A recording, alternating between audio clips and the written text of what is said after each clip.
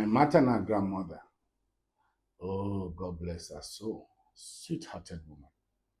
She was always feeding people from far and near. Even staffers that had left my dad's employ years before would still travel through Abeokuta and go to my grandma's house, and they'll be sure they'll be fed.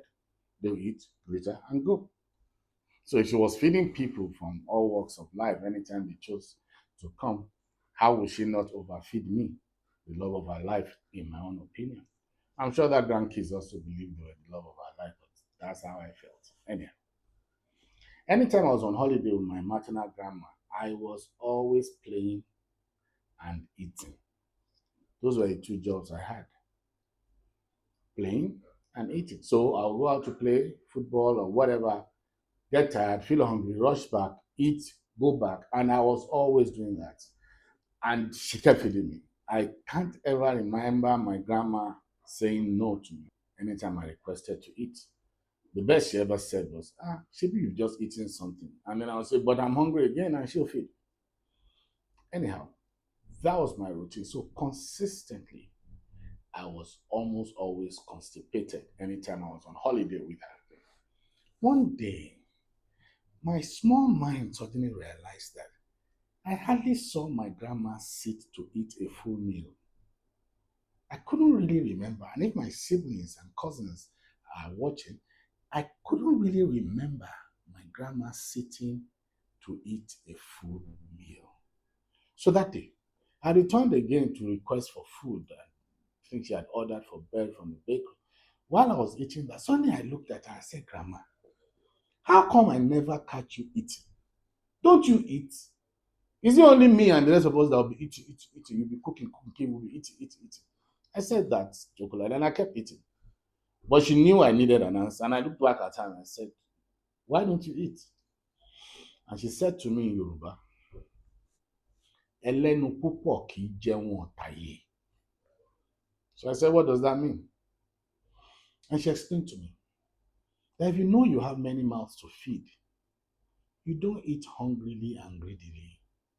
He said, for instance, this bread you are eating now, if I had eaten it and you suddenly came in now hungry, can I bring it from my stomach and give you to eat? I said, no. He said, therefore, anytime you grow up and have responsibility, always be prepared to provide for the people you are responsible to first before you think of yourself. That message remained with me from then till today. I see so many of us who have responsibilities. Oh, yes, sometimes we just want to luxuriate, we want to flex.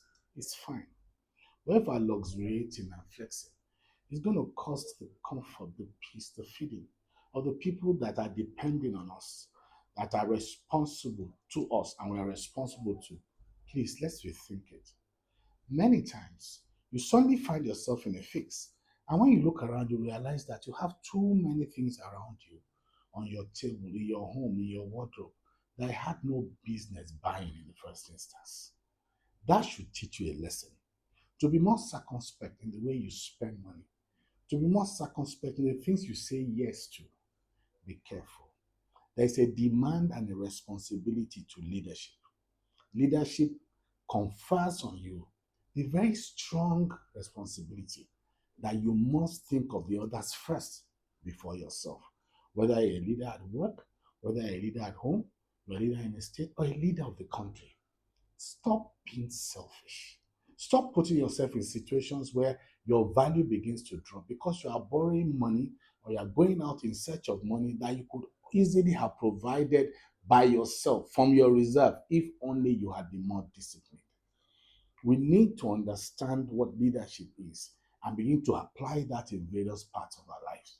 So, to you, my friend, let me quote again my grandma's proverb, Ẹlẹ́nu púpọ̀ kì í jẹun ọ̀tàyè.